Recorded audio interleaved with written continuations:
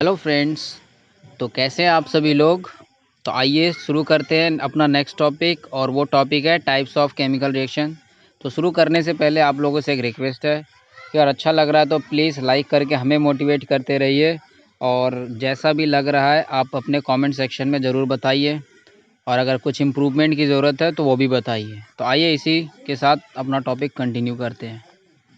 We have learnt in class 9th that during a chemical reaction, atoms of one element do not change into those of another element। ठीक है, तो कह रहा है class 9th के time पे हमने ये पढ़ लिया है कि कोई भी अगर केमिकल रिएक्शन हो रहा है, अब वो केमिकल रिएक्शन क्या होता है वो हमने ऊपर पढ़ लिया है कि केमिकल रिएक्शन के टाइम पे कोई भी एलिमेंट है उसका जो एटम है वो किसी दूसरे के एलिमेंट में चेंज नहीं होता।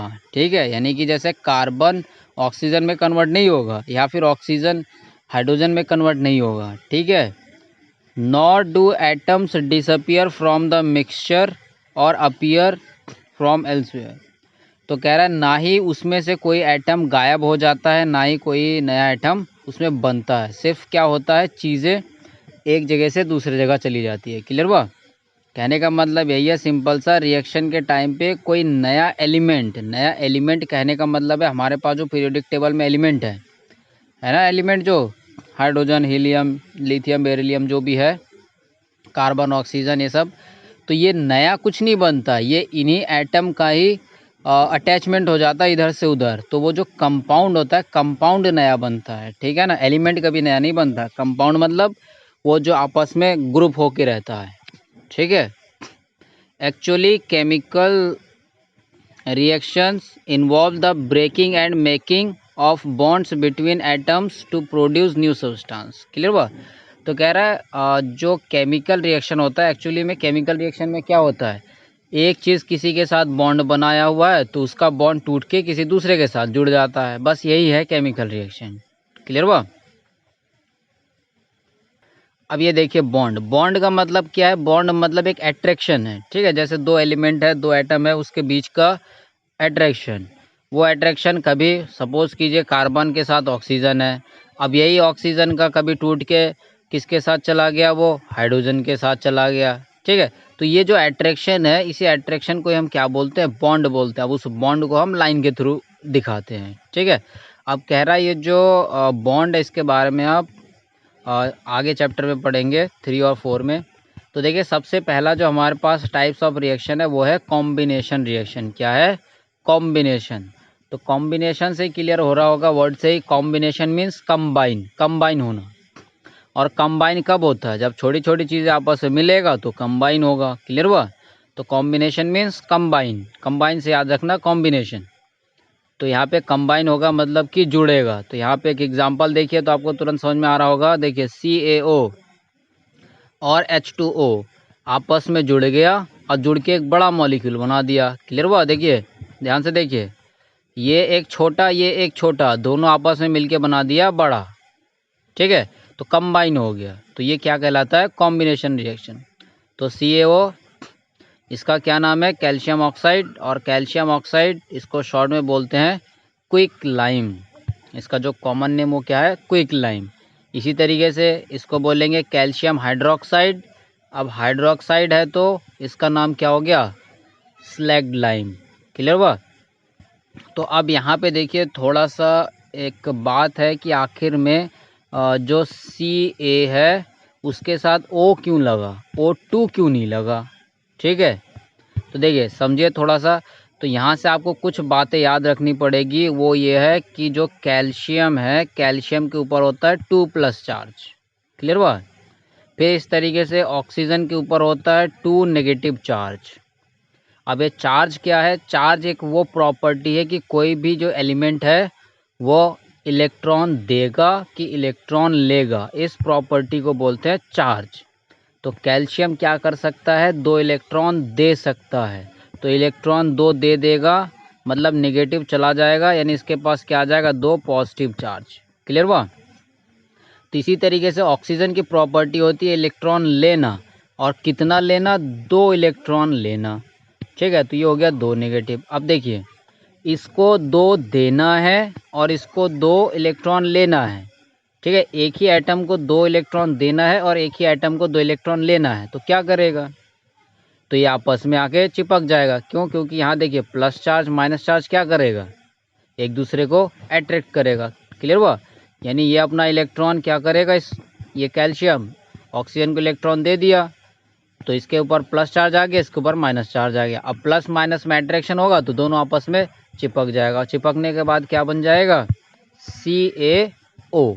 ठीक है, तो अब समझ में आया CaO2 क्यों नहीं हो सकता, क्योंकि अगर O2 हो जाएगा तो देखिए Ca2+, लेकिन ऑक्सीजन के पास तो 2 माइनस, और अगर हमने 2 ऑक्सीजन ले लिया यानी 2 माइनस ये और एक ऑक्सीजन तो 2 माइनस ये, यानी 4 माइनस चाहिए। लेकिन एक कैल्शियम सिर्फ 2 प्लस ही है ना, मतलब 2 इलेक्ट्रॉन दे सकता है, इसीलिए एक ही आएगा ऑक्सीजन। समझ में आया। फिर इस तरीके से आगे देखिए, आगे मैं दिखाऊं अगर आपको CaOH का होल ट्वाइस, इसका मतलब देखिए क्या है, इसका मतलब ये है कि एक कैल्शियम और OH 2, तो इतना ध्यान रखिएगा कि OH हमेशा एक साथ होता है और इसके ऊपर होता है एक नेगेटिव चार्ज। क्लियर हुआ। तो अभी हमने देखा कैल्शियम के ऊपर कितने प्लस चार्ज होता है, 2 प्लस चार्ज है ना, और OH के ऊपर कितने चार्ज होगा, 1 माइनस चार्ज। तो देखिए ये OH 1 इलेक्ट्रॉन लेगा और कैल्शियम 2 इलेक्ट्रॉन देने के लिए तैयार है ना। तो देखिए, तो जब 2 इलेक्ट्रॉन देगा तो लेने के लिए भी तो 2 लोग चाहिए, लेकिन ये जो पूरा एक ग्रुप है ये सिर्फ एक ही इलेक्ट्रॉन ले सकता है। तो इस तरीके से कितने ग्रुप आएंगे OH के, तो OH के आ जाएगा एक OH के ऊपर एक नेगेटिव और एक OH के ऊपर एक नेगेटिव, तो दोनों आपस में जुड़ गया। तो इसी को हम क्या बोल दिया, OH का ये रहा होल ट्वाइस और इसके ऊपर 2 नेगेटिव। ठीक है, यानी 2 OH मिलके नेगेटिव आया। क्लियर हुआ, क्लियर हुआ ना। तो इस तरीके से CaOH होल ट्वाइस, तो ये जो CaOH होल ट्वाइस इसको बोलते हैं स्लैग्ड लाइम और CaO को बोलते हैं क्विक लाइम। क्लियर हुआ। तो आइए अब इसी के साथ अपने टॉपिक को एक बार हम रीड कर लेते हैं। तो देखिए कॉम्बिनेशन रिएक्शन के लिए एक एक्टिविटी दे रखा है आपके सामने, वो ये है कि take a small amount of calcium oxide और quick lime in a beaker. तो कैल्शियम ऑक्साइड यही हो गया CaO, इसको कैल्शियम ऑक्साइड या फिर क्विक लाइम भी बोल सकते हैं, ये लेना है आपको बीकर में। ये बीकर का स्ट्रक्चर बना रखा है। Slowly add water to this, और इसी में क्या करना है आपको, धीरे धीरे पानी मिक्स करना है और उसके बाद touch the beaker as shown in figure 1.3। अब ये जो फिगर में दिखा रखा है इस तरीके से आपको छू के देखना है। तो क्या कह रहा है कि do you feel any change, कि क्या आपको कोई टेम्परेचर में चेंज लगा, मतलब कुछ गरम गरम फील हुआ क्या। तो हाँ, थोड़ा बहुत गरम गरम फील होगा। क्लियर हुआ। आइए आगे देखते हैं। तो यही देखिए, ये लिखा हुआ formation of slag lime by the reaction of calcium oxide with water, यानी ये जो क्विक लाइम यानी कैल्शियम ऑक्साइड पानी को मिलाएंगे तो ये हो जाएगा स्लैग लाइम। ठीक है, तो इसको हम ऐसे भी बोल सकते हैं कि right the preparation equation of slag lime, कि स्लैग लाइम बनाने का जो इक्वेशन लिखे तो ये इक्वेशन हो जाएगा। क्लियर हुआ। चलिए आगे देखते हैं। Calcium oxide reacts vigorously with the water to produce slaked lime. तो विगरसली मीन्स हो गया बहुत तेजी से, फटाक से। क्लियर हुआ। तो देखिए कैल्शियम ऑक्साइड क्या कह रहा है, विगरसली रिएक्ट करेगा पानी के साथ, यानी बहुत तेजी से फटाक से रिएक्शन करके क्या बना देगा, स्लैग लाइम, या इसी को क्या बोलते हैं कैल्शियम हाइड्रोक्साइड के नाम से भी आ सकता है। ठीक, और साथ ही साथ में releasing a large amount of heat, और उसी टाइम पे तुरंत बहुत ही तगड़ा एक हीट निकाल देगा और उससे क्या हो जाएगा, पानी भी आपका गर्म हो जाएगा। और इक्वेशन ये आपका दे रखा है। फिर देखिए आगे क्या कह रहा है, in this reaction calcium oxide and water combine to form a single product. देखिए कि दो चीज़ें आपस में मिल रहा है और एक सिंगल यानी एक प्रोडक्ट बना रहा है, और वो प्रोडक्ट है कैल्शियम हाइड्रोक्साइड या फिर slaked lime. Such a reaction in which a single product is formed from 2 और more reactant is known as combination reaction. तो कह रहा है 2 या 2 से ज़्यादा अगर रिएक्टेंट हो और प्रोडक्ट लेकिन अगर एक ही बने तो उसको बोलते हैं कॉम्बिनेशन रिएक्शन, यानी कंबाइन हो जाना। तो इस तरीके से ये हो गया हमारा कॉम्बिनेशन रिएक्शन। तो और भी देखिए कॉम्बिनेशन रिएक्शन का एग्जांपल है। Let us discuss some more example of combination reaction. तो ये देखिए बर्निंग ऑफ कोल, कोल मतलब कोयला और कोयला मतलब कार्बन, ठीक है।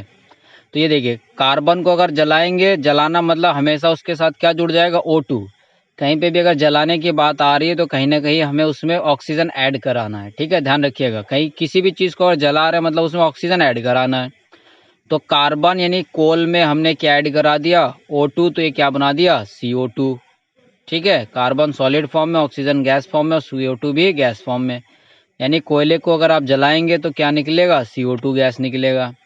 फिर इस तरीके से formation of water from H2 and O2। तो देखिए H2O2 गिव्स H2O। अब यहाँ देखिए अगर मैं केवल लिखूँ H2 और साथ में O2 और लिख दूँ H2O, ठीक है, तो देखिए ये इक्वेशन बैलेंस नहीं है। क्लियर हुआ, दिख रहा है आपको, इक्वेशन ये बैलेंस नहीं है क्योंकि हाइड्रोजन दो, लेकिन यहाँ पे ऑक्सीजन एक, यहाँ पे ऑक्सीजन दो, है ना, ऑक्सीजन बैलेंस नहीं है। तो इसको बैलेंस करने के लिए क्या किया, यहाँ पानी के आगे 2 लगाया और यहाँ हाइड्रोजन के आगे 2 लगा दिया, बस, तो इक्वेशन बैलेंस हो गया, ठीक है। चलिए आगे देखते हैं क्या लिखा हुआ है। In simple language we can say that when 2 और मोर सब्सटेंसेस, अब वो सब्सटेंस क्या हो सकता है, एलिमेंट या फिर कंपाउंड। एलिमेंट मतलब जैसे सिंगल सिंगल, ठीक है। कंपाउंड मतलब जैसे ये क्या है, ये कंपाउंड है, इसको हम एलिमेंट नहीं कह सकते। एलिमेंट में जैसे हो गया आपका सिंपल ऑक्सीजन, ऑक्सीजन हो गया या फिर हाइड्रोजन हो गया या हीलियम हो गया, सिंगल सिंगल अगर है तो वो कहलाएगा एलिमेंट। लेकिन ये अलग अलग एक साथ अगर जुड़ा हुआ तो इसको बोलते हैं कंपाउंड। तो वही कह रहा है कि वो जो हमारे सब्सटेंस है या तो वो एलिमेंट भी हो सकते या फिर कंपाउंड, लेकिन 2 या 2 से ज़्यादा होना चाहिए। तो ये क्या कर जाता है, combine to form a single product. The reaction are called combination reaction, ठीक है। फिर देखिए आगे क्या लिखा हुआ, in activity 1.4 we also observe that a large amount of heat is evolve, this makes the reaction mixture warm. तो इस तरीके से रिएक्शन क्या हो जाता है, गर्म, क्योंकि हीट रिलीज होगा तो सीधी बात है गर्म हो जाएगा। तो फिर आगे देखिए reaction in which heat is released along with the formation of product are called exothermic chemical reaction. तो यहाँ से देखिए एक नया वर्ड आ गया, नया तरीके का रिएक्शन आ गया, वो है एक्सोथर्मिक रिएक्शन। तो एक्सोथर्मिक रिएक्शन क्या होता है कि जब प्रोडक्ट बनता है और प्रोडक्ट बनने के साथ साथ अगर हीट रिलीज हो, ठीक है, प्रोडक्ट भी बना रहा है साथ में हीट भी निकल रहा है, तो उसको बोलते हैं एक्सोथर्मिक। और अगर हीट देनी पड़े, जैसे कोई भी रिएक्शन है उसको कराने के लिए अगर हमें अलग से हीट देनी पड़े, बाहर से उसको गर्म करना पड़े, हीट देना मतलब गर्म करना पड़े और हीट निकलना मतलब रिएक्शन अपने आप गर्म हो जाएगा, ठीक है। तो हीट अगर देना पड़े मतलब उसको गर्म करना पड़े तो वैसे रिएक्शन को बोलते हैं एंडोथर्मिक रिएक्शन। और अगर हीट निकल रहा है मतलब गर्म हो रहा है तो उसको बोलते हैं एक्सोथर्मिक रिएक्शन। तो यहाँ देखिए कुछ और एक्सोथर्मिक रिएक्शन के भी एग्जाम्पल दे रखा है, ठीक है। तो ये देखिए बर्निंग ऑफ नेचुरल गैस, और नेचुरल गैस मतलब CH4, इसको मीथेन भी बोलते हैं। तो देखिए बर्न करा रहे हैं तो कहीं ना कहीं हमें ऑक्सीजन चाहिए। अब अगेन देखिए ऑक्सीजन के आगे 2 लिखा हुआ, ये 2 किस लिए है, रिएक्शन को बैलेंस करने के लिए है, ठीक है। तो देखिए CH4 + 2O2 गिव्स CO2 और 2H2O। तो ये जो रिएक्शन है ये भी कैसा है, एक्सोथर्मिक रिएक्शन है, ठीक है। फिर आगे देखिए क्या कह रहा है, do you know that respiration is an exothermic process. तो हम जो सांस लेते हैं वो सांस लेना भी क्या है, एक्सोथर्मिक प्रोसेस है, यानी कि हम सांस लेंगे तो हमारी बॉडी से हीट रिलीज होगा, ठीक है। अब वो हीट रिलीज क्यों होता है, क्योंकि इसमें भी थोड़ा सा लंबा प्रोसेस है जानने के लिए कि जो ऑक्सीजन जाता है वो ऑक्सीजन जाके हमारे फूड पार्टिकल यानी ग्लूकोज का ब्रेकडाउन कराता है, फिर वहाँ से CO2 निकलता है, साथ में हीट रिलीज होता है, ठीक है। ये प्रोसेस है। तो आइए आगे देखते हैं क्या लिखा हो, we all know that we need energy to stay alive, कि हम सभी को पता है जिंदा रहने के लिए हमें एनर्जी चाहिए। एनर्जी मतलब ऊर्जा, ठीक है, यानी किसी काम को करने के लिए जो पावर है वो किससे मिलता है, कोई ना कोई एनर्जी। जैसे हमारा एनर्जी क्या है, हमारा खाना है। अगर आप अपने गाड़ी की बात करें, गाड़ी की एनर्जी क्या है, डीजल है या पेट्रोल है या फिर नेचुरल गैस है, CNG. We get this energy from the food we eat, और हमें एनर्जी कहाँ से मिलती है, जो हम खाना खाते हैं। During digestion food is broken down into simpler substances, कि जब डाइजेस्ट होता है, मतलब जो हम खाना खाते हैं वो हमारे फूड पाइप से होकर जाता है ना, तो वहाँ पे खाना डाइजेस्ट होता है, मतलब उसकी कटाई होता है, काट काट के उसको छोटा किया जाता है, और उस छोटे के टाइम पे उसको इतना छोटा किया जाता है कि उस खाने का जो एक्चुअल केमिकल है उसको बना दिया जाता है। क्लियर हुआ। अब वो केमिकल फिर एब्जॉर्ब होता है, फिर वो हमारे काम में लगता है बॉडी के। तो यहाँ देखिए एग्जाम्पल के लिए लिखा हुआ rice, potato and bread contain carbohydrate. इसमें क्या होता है, कार्बोहाइड्रेट। कार्बोहाइड्रेट अलग तरीके का केमिकल है, प्रोटीन एक अलग तरीके का केमिकल है, ठीक है ना। तो इसमें क्या मिलता है, जो राइस, पोटैटो या फिर ब्रेड हो गया, इसमें एक कार्बोहाइड्रेट वाला केमिकल होता है। अब इसका जो मेन केमिकल कंपोजिशन वो आप पढ़ेंगे 12th में या फिर उससे आगे क्लासेस में, ठीक है, बायोमोलिक्यूल्स। तो देखिए, these carbohydrates are broken down to form glucose। तो कार्बोहाइड्रेट क्या होता है, कार्बोहाइड्रेट जैसे कॉम्प्लेक्स है, जैसे 1 glucose, 2 glucose, 3 glucose, 4 glucose, 5 glucose, ये बहुत सारे ग्लूकोज जब आपस में मिक्स हुआ है तो इसको बोलते हैं कार्बोहाइड्रेट, ठीक है, यानी पॉलीमर। कार्बोहाइड्रेट क्या है, पॉलीमर, यानी बहुत सारे ग्लूकोज जब इकट्ठा होता है तो उसको बोलते हैं कार्बोहाइड्रेट। अब हमारा डाइजेस्टिव सिस्टम इस कार्बोहाइड्रेट को क्या करता है, ग्लूकोज में कन्वर्ट करता है, क्योंकि ये जो कार्बोहाइड्रेट वाला फॉर्म है ये डायरेक्ट हमारी बॉडी यूज़ नहीं कर सकती है, हमारी बॉडी ग्लूकोज को यूज़ कर सकती है, इसीलिए डाइजेस्टिव सिस्टम इस कार्बोहाइड्रेट को तोड़ के ग्लूकोज में कन्वर्ट करेगी, ठीक है। फिर आगे देखिए क्या लिखा हुआ, these carbohydrates are broken down to form glucose, यानी इस कार्बोहाइड्रेट का ब्रेक डाउन होता है फिर ये ग्लूकोज बनता है। This glucose combine with oxygen in cells of our body and provides energy. फिर क्या कह रहा है, ये जो ग्लूकोज है ये ग्लूकोज हमारे डाइजेस्टिव सिस्टम से तो एब्जॉर्ब हो जाएगा, एब्जॉर्ब होकर बॉडी में चला जाएगा। अब बॉडी में पर्टिकुलर जो सेल है, सेल 9th पे पढ़े होंगे, कोशिका, यानी शरीर का जो स्मॉलेस्ट पार्ट है जहाँ पे एक्चुअली में एनर्जी का यूज़ होता है, तो वहाँ पे ये जो ग्लूकोज है, ये ग्लूकोज और हमने जो सांस लिया है, ब्रीदिंग किया है, वहाँ से आया हुआ ऑक्सीजन, ये ग्लूकोज और हमने जो सांस लिया वो ऑक्सीजन, ये दोनों आपस में मिलेगा फिर बनाएगा एनर्जी। वो एनर्जी फिर हमारे बॉडी के काम के लिए यूज़ होता है। क्लियर हुआ।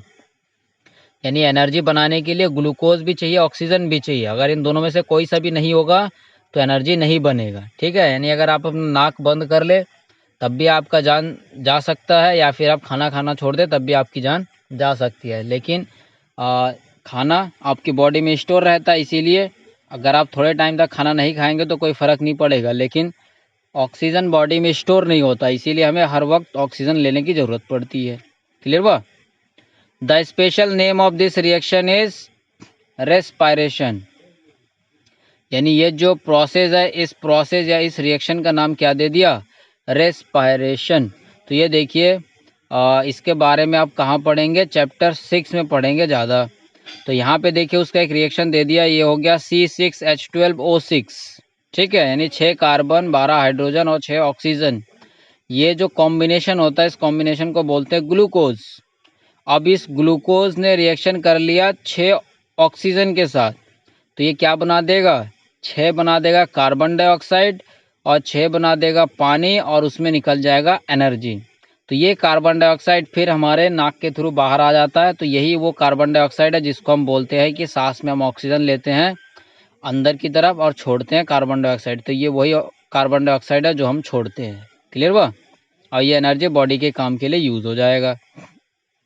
आगे देखिए, the decomposition of vegetable matter into compost is also an example of an exothermic reaction, यानी कह रहा है जो सब्जियां सड़ती है, डिकम्पोजिशन मतलब सड़ना, यानी जो वेजिटेबल सड़ जाता है, ठीक है, और कंपोस्ट यानी खाद बना देता है, तो ये भी क्या है, एक एक्सोथर्मिक रिएक्शन का एग्जाम्पल। यानी कोई भी चीज़ अगर सड़ रहा है तो उस टाइम पे भी वहाँ से हीट निकलती है, ठीक है।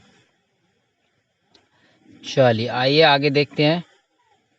अब देखिए नेक्स्ट रिएक्शन है हमारे पास, पहला तो हो गया था कॉम्बिनेशन, अब आ गया हमारे पास डीकम्पोजिशन। तो कॉम्बिनेशन में हमने क्या क्या सीखा कि जब ऐड होता है वो, और अगर जैसे कोई भी प्रोडक्ट बन रहा है, ठीक है, कोई भी, तो उस टाइम पे हम एडिशन वाला नहीं देखेंगे। कोई सा भी प्रोडक्ट अगर बन रहा है, वहाँ से अगर हीट निकल रहा है तो उसको बोलेंगे हम एक्सोथर्मिक। अगर उसको रिएक्शन कराना हो और हीट देना पड़े तो उसको बोलेंगे एंडोथर्मिक। ठीक है, तो नेक्स्ट लेक्चर में हम बात करेंगे डिकम्पोजिशन रिएक्शन की। तो चलिए आज के लिए इतना ही।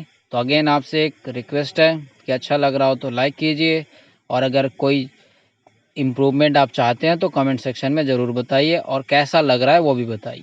तब तक के लिए सुरक्षित रहिए, पढ़ते रहिए, बढ़ते रहिए। जय हिंद।